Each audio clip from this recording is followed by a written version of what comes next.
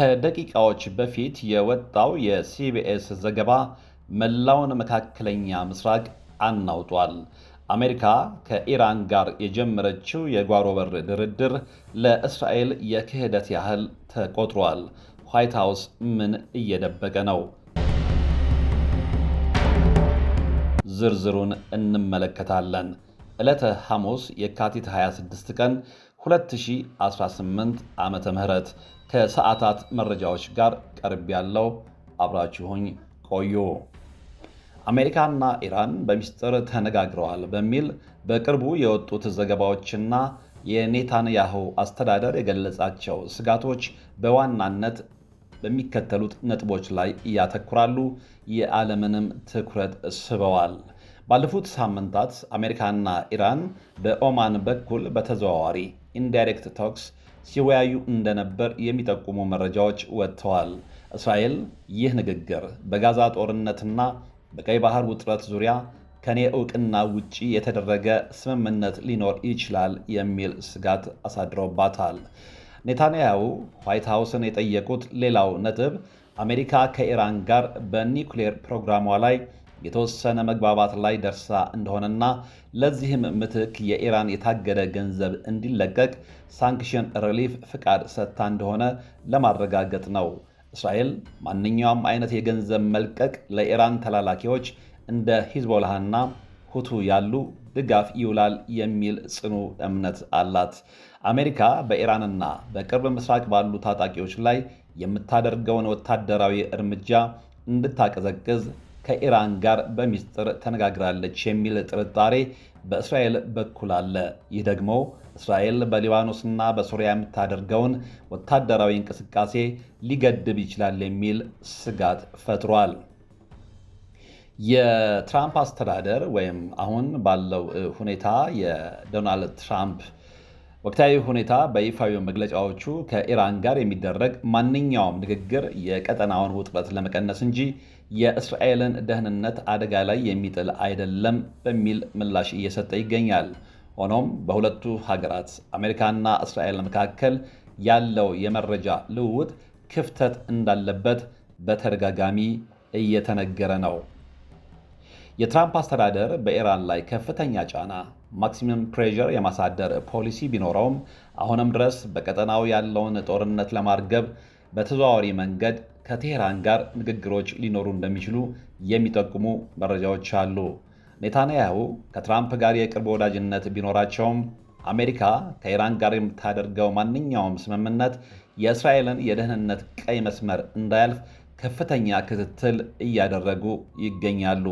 በአሁኑ ሰዓት ዋይት ሃውስ ለእስራኤል የሚሰጠውን ድጋፍ ከቀጠናው ሰላም ጋር አያይዞ እንዴት እያመጣጠነው እንደሆነ የእስራኤል ባለስልጣናት ማብራሪያ እየጠየቁ ነው።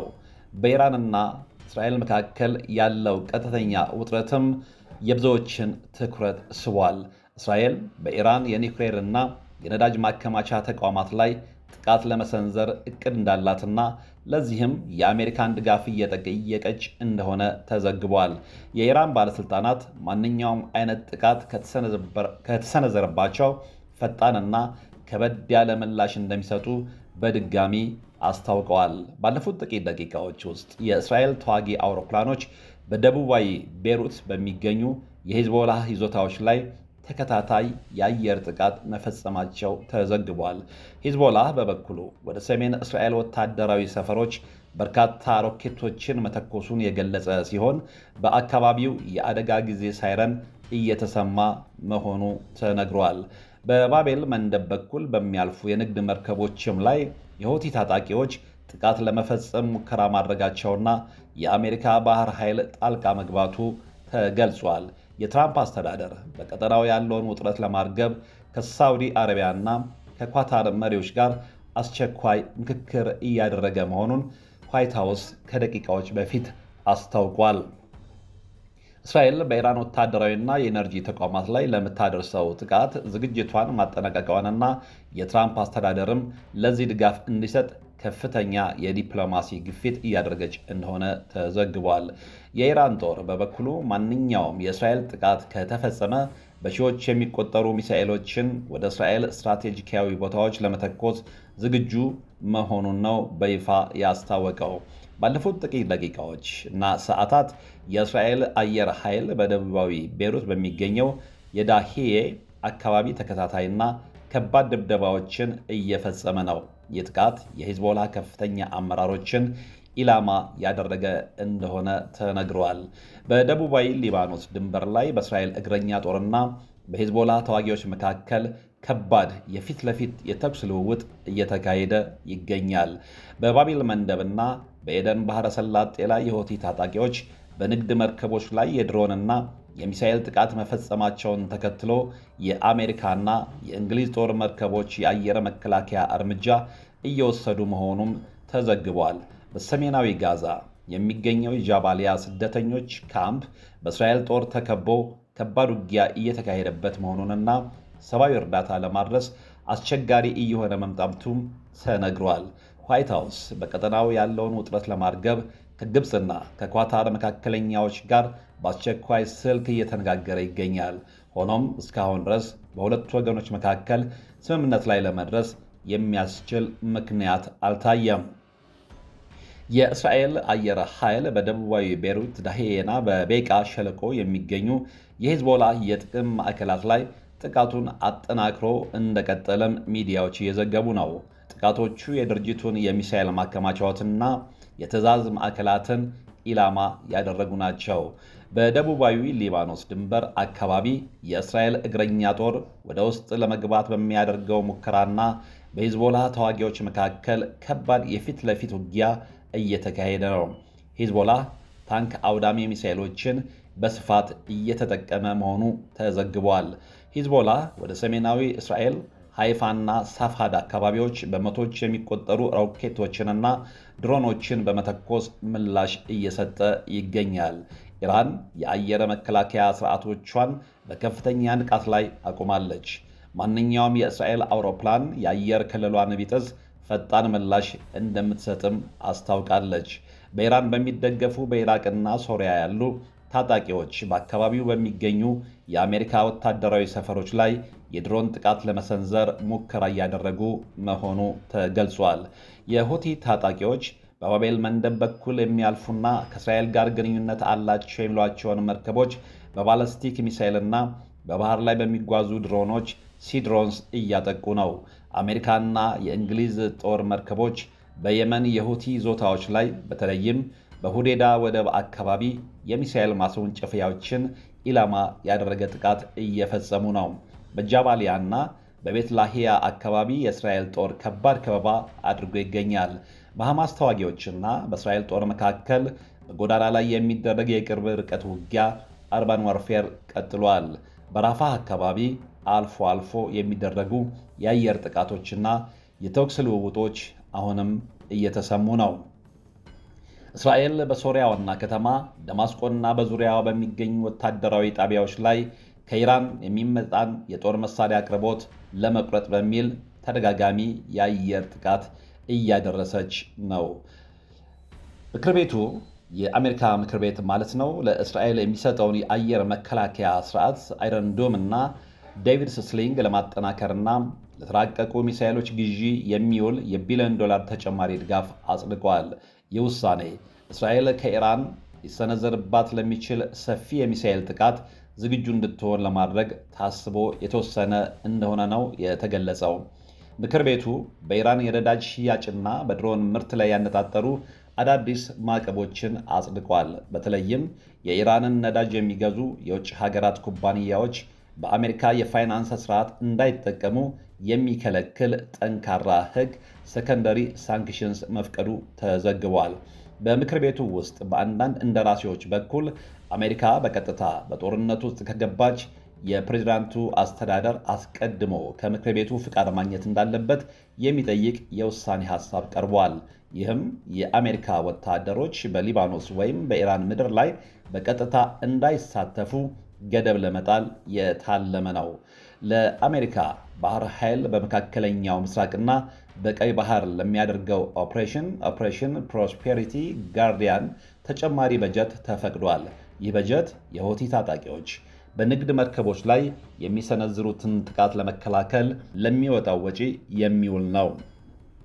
ምንም እንኳን ወታደራዊ ድጋፉ ቢቀጥልም ምክር ቤቱ በጋዛና በደቡባዊ ሊባኖስ ለተፈናቀሉ ዜጎች ሰብአዊ እርዳታ እንዲቀርብ የሚጠይቅ አንቀጽ በውሳኔው ውስጥ አካቷል። ሆኖም ይህ እርዳታ ለታጣቂ ቡድኖች እጅ እንዳይገባ ጥብቅ ቁጥጥር እንዲደረግበት አዟል።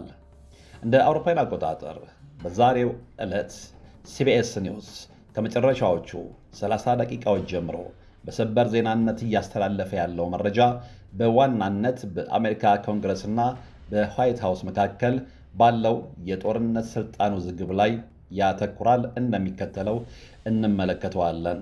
የትራምፕ አስተዳደር በመካከለኛው ምስራቅ ለሚገኙ የአሜሪካ ጦር አዛዦች አስፈላጊ ሆኖ ሲገኝና ጥቃት ሊሰነዘርባችሁ ወይም ሲሰነዘርባችሁ ያለ ተጨማሪ ፍቃድ የአጸፋ እርምጃ ውሰዱ የሚል መመሪያ መስጠቱን ተከትሎ በምክር ቤቱ ኮንግረስ በኩል ከፍተኛ ተቃውሞ እየተነሳ መሆኑ ተዘግቧል።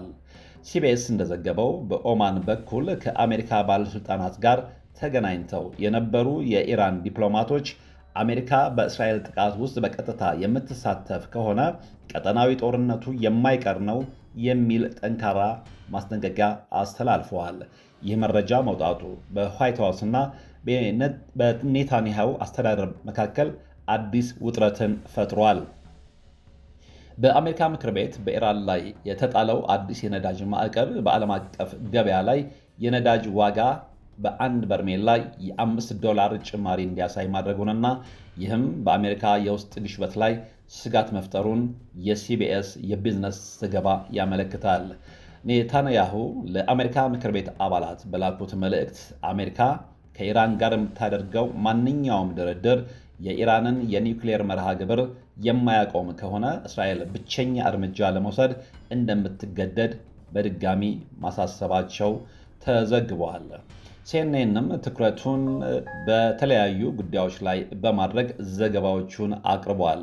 ሲኤንኤን ትኩረቱን ያደረገው በዋይት ሃውስ እና በእስራኤል መካከል ባለው የመረጃ ልውውጥ መቋረጥ ላይ ነው።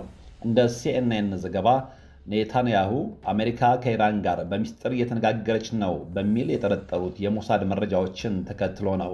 ሲኤንኤን እንደዘገበው ዋይት ሃውስ ምንም አይነት ይፋዊ ስምምነት አልተፈረመም የሚል ምላሽ የሰጠ ቢሆንም የእስራኤል ባለሥልጣናት ግን አሁንም በአሜሪካ ላይ እምነት ማጣታቸውን ዘገባው ያመለክታል። ፎክስ ኒውስ በበኩሉ በምክር ቤቱ ኮንግረስ ውስጥ ያሉ ሪፐብሊካኖች በትራምፕ አስተዳደር ላይ እያሳደሩት ያለውን ጫና እየዘገበ ነው። ሪፐብሊካኖቹ ከኢራን ጋር ምንም አይነት ድርድር አያስፈልግም፣ ይልቁንም ከፍተኛ ጫና ማክሲመም ፕሬዠር ሊቀጥል ይገባል የሚል አቋም ይዘዋል። ፎክስ እንደዘገበው በትራምፕ አስተዳደር ውስጥ በዲፕሎማሲ የሚያምኑ እና በወታደራዊ እርምጃ የሚያምኑ ክፍሎች መካከል መከፋፈል ተፈጥሯል። አልጀዚራ የኢራንና የክልሉን ሀገራት ምላሽ በስፋት እየዘገበ ይገኛል። የኢራን ውጭ ጉዳይ ሚኒስትር ከአሜሪካ ጋር የምናደርገው ንግግር ለቀጠናው ሰላም ሲባል ብቻ ነው ማለቱን ጠቅሶ በተቃራኒው ግን በሊባኖስና በሶሪያ ያሉ ታጣቂዎች ለእስራኤል ጥቃት ምላሽ ለመስጠት በተጠንቀቅ ላይ መሆናቸውን ዘግቧል። አልጀዚራ የሰብአዊ ቀውሱን ጉዳይም በዋነኛነት እያነሳው ነው። ሮይተርስ በበኩሉ ትኩረቱን በኢኮኖሚውና በነዳጅ ገበያው ላይ አድርጓል። የሚስጥር ንግግሩ መጋለጥና የእስራኤል የጥቃት ዛቻ በዓለም አቀፍ ደረጃ የነዳጅ ዋጋ እንዲንር ማድረጉንና የንግድ መርከቦች መንገዳቸውን እየቀየሩ መሆኑን ዘግቧል። ይህ ደግሞ በዓለም አቀፍ ንግድ ላይ ከፍተኛ መስተጓጎል ሊፈጥር እንደሚችል የሮይተርስ የኢኮኖሚ ባለሙያዎች ስጋታቸውን ገልጿል። አሶሺየትድ ፕሬስም በበኩሉ የአሜሪካ ምክር ቤት ያሳለፈው አዲስ ወታደራዊ በጀት በእስራኤልና በኢራን መካከል ያለውን የኃይል ሚዛን ባላንስ ኦፍ ፓወር እንዴት እንደሚቀይረው ትንታኔ እየሰጠ ይገኛል። በተለይም አዳዲስ የሚሳኤል መከላከያ ስርዓቶች ለእስራኤል መሰጠታቸው እስራኤል በኢራን ላይ ጥቃት ለመሰንዘር ያላትን ድፍረት ሊጨምረው እንደሚችል ኤፒ ጠቁሟል። መረጃዎቹ የተከታተላችኋቸው ነበሩ። በሌላ አዳዲስ መረጃዎች እስክንገናኝ መልካም ጊዜ